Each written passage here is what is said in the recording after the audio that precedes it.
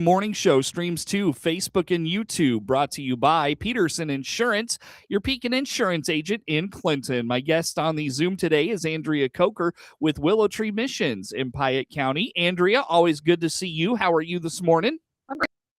How about yourself? Not bad. Thanks for asking. Thanks for making time for us as always. And Andrea, I got a hold of you a week or two ago now, as we, of course, had the unfortunate passing of a young lady in our community at the hands of a domestic violence situation. And I know that that's really kind of weighed on a lot of folks. And, it's unfortunate that sometimes, I know you and I talk on the monthly about this stuff, but it's unfortunate that sometimes it's those incidents that start to really create some conversation and, folks coming forward to tell their stories and their testimonies and those sorts of things. And with some of that conversation often comes the question from, and it's, maybe it's an innocent thing, maybe it's just a lack of understanding of the issue, wherever it comes from. It's often not from a place of malice, but the question does arise, well, why don't these people just leave? Why didn't this gal just leave this situation? She could have just left at any time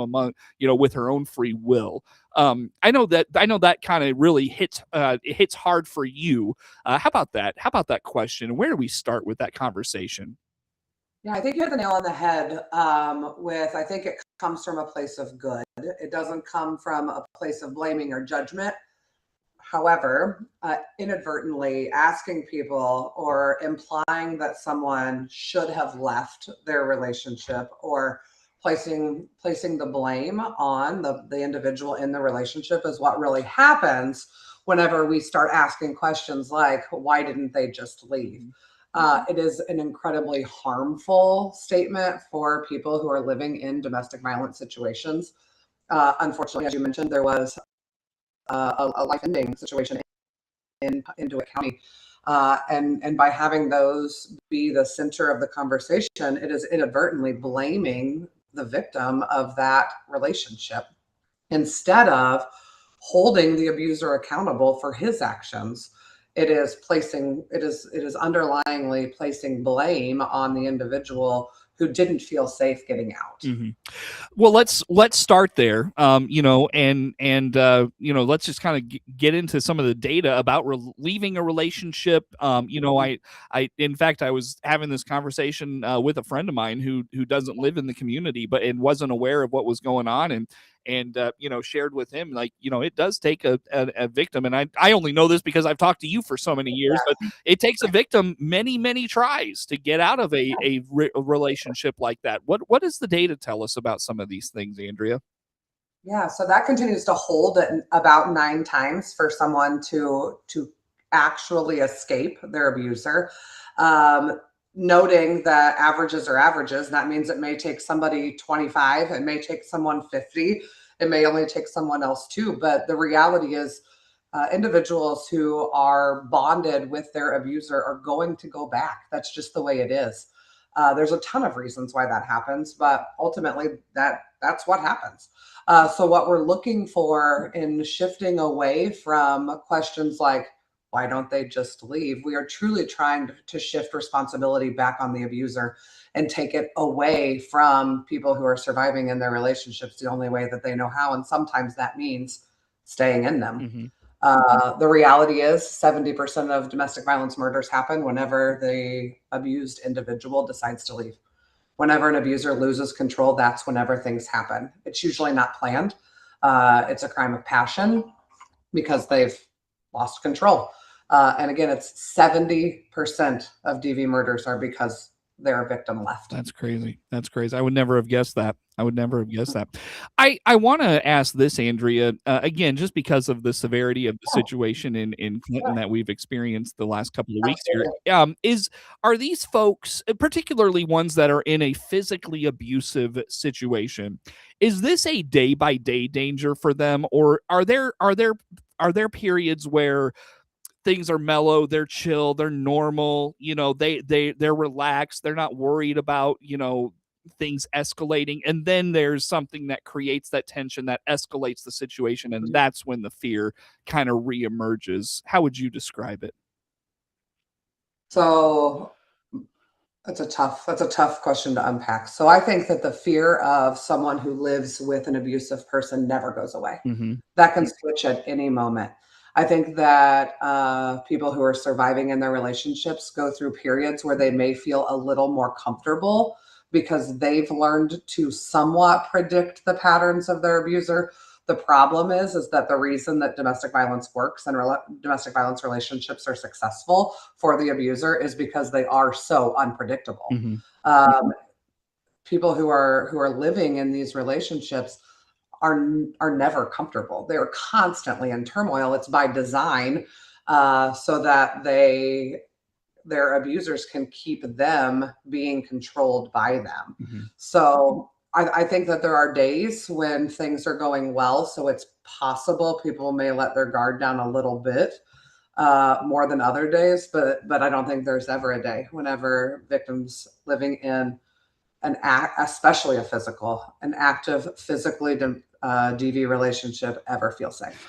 It sounds like these are some pretty complex situations that these victims are in. They find themselves in. Yep. Yeah. So we talk about a lot. Every domestic violence relationship looks different. There are aspects, there are pieces that are just different in every single relationship. Hmm. However, the behaviors and the actions of abusive people are incredibly predictable. Mm. The nuances of it might be a little bit different, but people who are abusive have tried and true steps that they will walk through to gain control and maintain control of their victims. So we constantly hear new stories of people and what they're experiencing. I can never predict what a survivor is going through, but I can always predict what the abuser's next step was. Mm. Mm. Interesting. Andrea Kocher. Sorry, go ahead. No, it's just always. It's across the board. Yeah, Andrea Kocher, Willow Tree Missions, our guest in studio or in on the Zoom here for this morning. You mentioned 70% of domestic violence murders are after the victim has left the relationship, which tells me that's the most dangerous time for a victim. How about that? Absolutely. No one knows that better than people who are trying to leave a domestic violence relationship. It is the absolute most dangerous time. The moment that a person who is living in a domestic violence relationship tries to exit that relationship or does exit that relationship, it is always an escalation. It's the most dangerous. It is when there are the most fatalities or at least an increase in violence. Whenever a person has had control over another person and that ends, an abusive person will do whatever it takes to gain that control back. Hmm. Things like threats, taking away financial, whatever is left of like financial independence. I know we've talked about that in the past as well. How about those couple things? Yeah, so survivors know that everything that means something to them, everything that's important to them, abusers are willing to diminish it or threaten it or take it or kill it or whatever it may be. This can include threats of harming the individual, the person who's leaving the relationship seeking safety. It can also mean threatening their children or the survivor's children. Oftentimes they're not even children they have together, but sometimes they are, or using them as pawns in the relationship. Pets are a big one. People have bonds with their pets. It's not unique to domestic violence situations. In general, people love their pets. They have bonds with those pets. Abusive people are not naive to that and will absolutely use them as a catalyst to try and bring that relationship back. Hmm. Whether they threaten their safety or remove them or whatever it may be, people will do anything Hmm. to protect their pet. They're deemed as innocent, and so people will they'll return. They'll return to a home that isn't safe. They'll walk back in the front door of a situation that isn't safe to grab that animal because they feel hopeless without it. And that animal is often the only thing that's given them any sense of protection and safety inside their home. Sure, sure.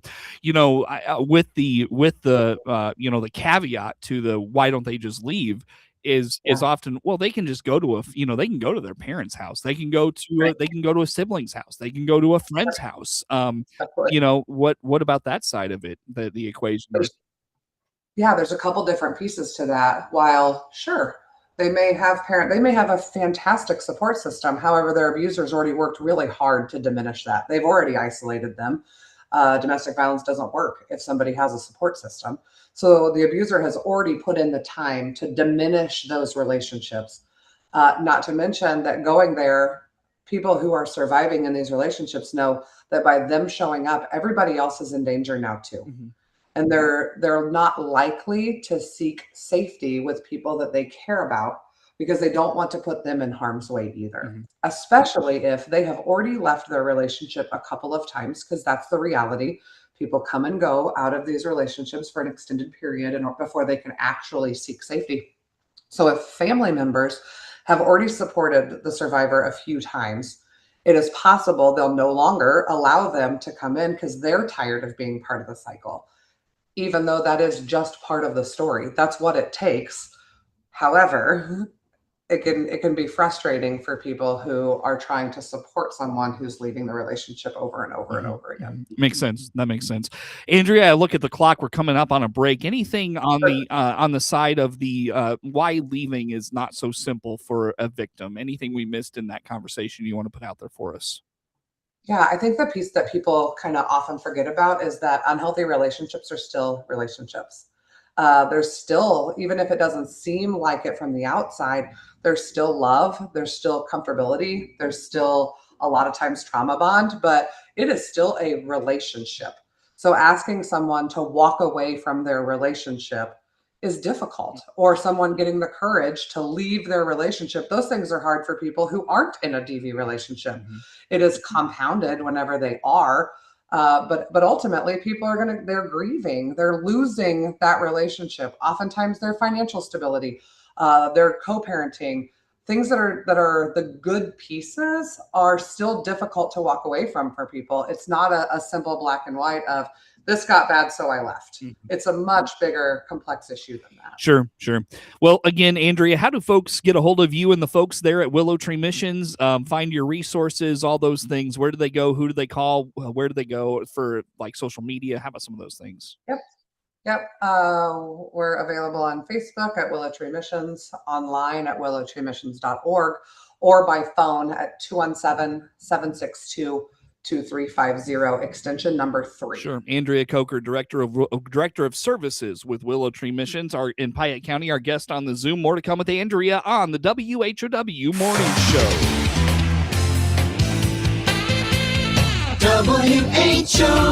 WHOW.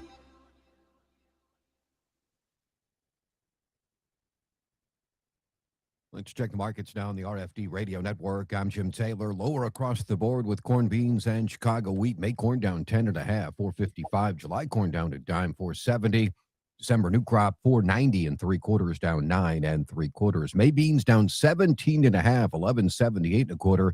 July beans down 18.5, 11.93. And November new crop 11.72 3/4, down 16 3/4. May Chicago wheat 5.98 1/4, down 18 1/4. May KC wheat down 9 3/4, 6.67 1/2. May bean meal up 40 cents, 3.23 even. May bean oil 76.70, down to $1.70. Livestock trade, May feeders 372.45, up 62 cents. June live cattle up 7 cents, 253.30.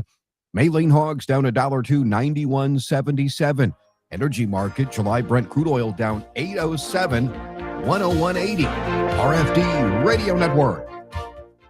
It's never too early to start thinking about back-to-school preparations. Part of getting your kids ready for the new school year means making sure they're healthy. SIU Center for Family Medicine is here to help with back-to-school and sports physicals. Healthy kids learn better and play harder. Call 217-735-2317 today to schedule your appointment. That's 217-735-2317. SIU Medicine. Forward for you.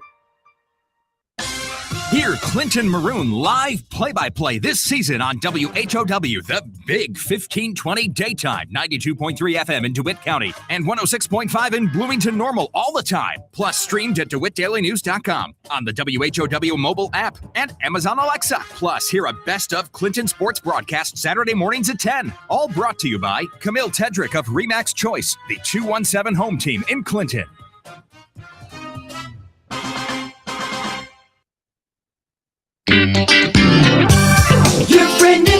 Central Illinois, WHOW. Top of the morning. Thanks for being with us. I'm your host today, Seth Lawrence. The WHOW Morning Show streams to Facebook and YouTube, brought to you by Peterson Insurance, your Pekin Insurance agent in Clinton. Again, my guest on the Zoom today, Andrea Kocher, Director of Services with Willow Tree Missions in Piatt County. Our guest today talking about the often asked question when it comes to domestic violence: why doesn't the victim just leave? And Andrea, maybe instead of framing the perception of a person from that angle, how can we maybe shift our mindset to one of understanding and maybe compassion and helping, rather than judging and armchair quarterbacking?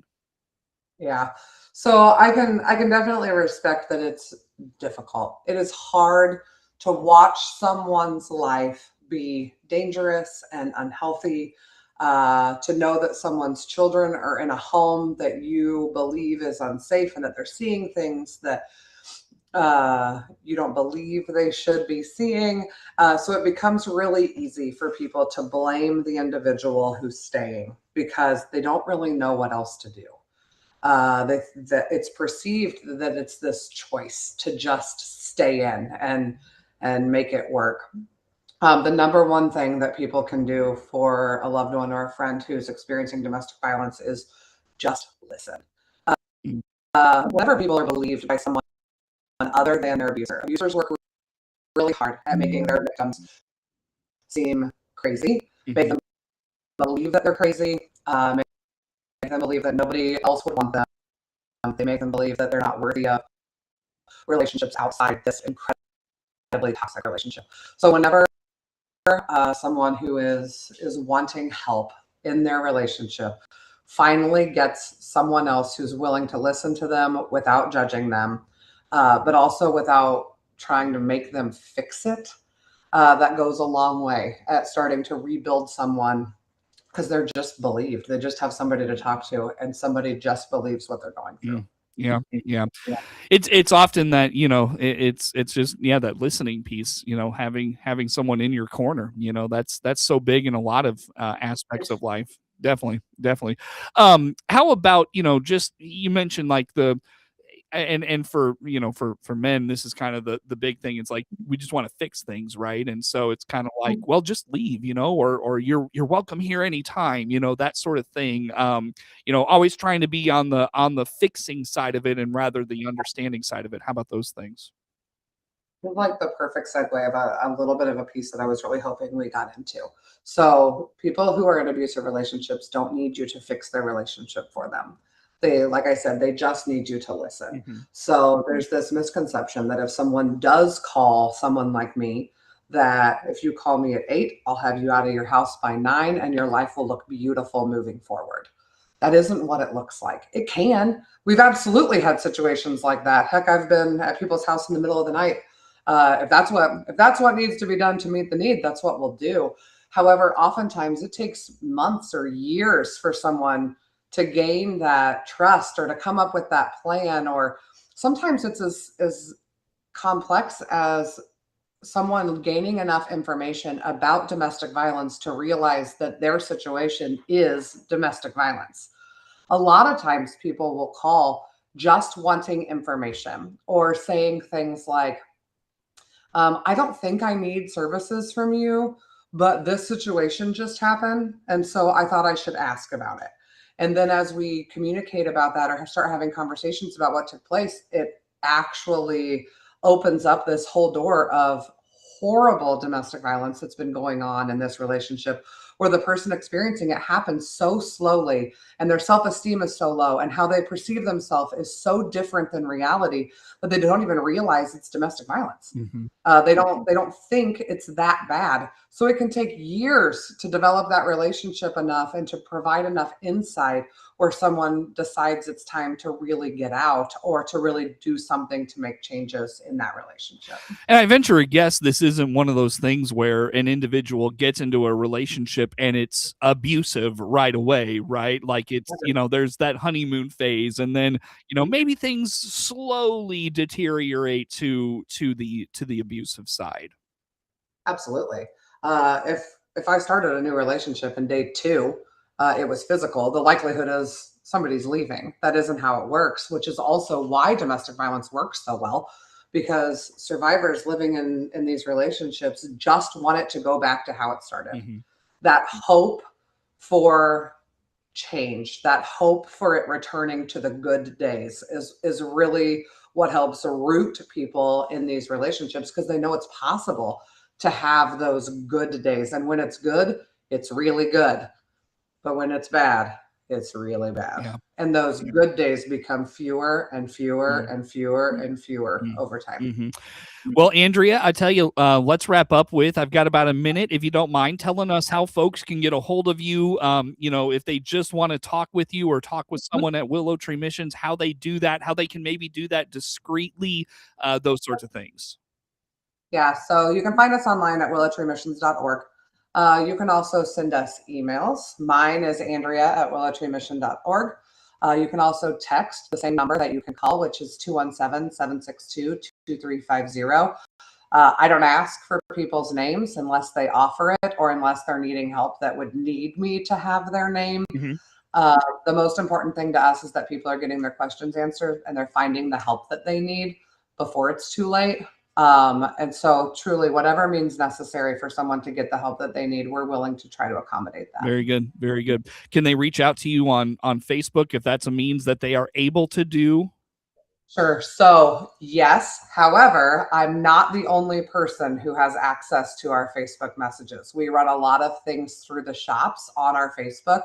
That's by design so that people can gain information about domestic violence and blame it on resale shop things. Okay. We do it on purpose to keep discreet. So if a message is sent through Facebook, I am not the only eyes.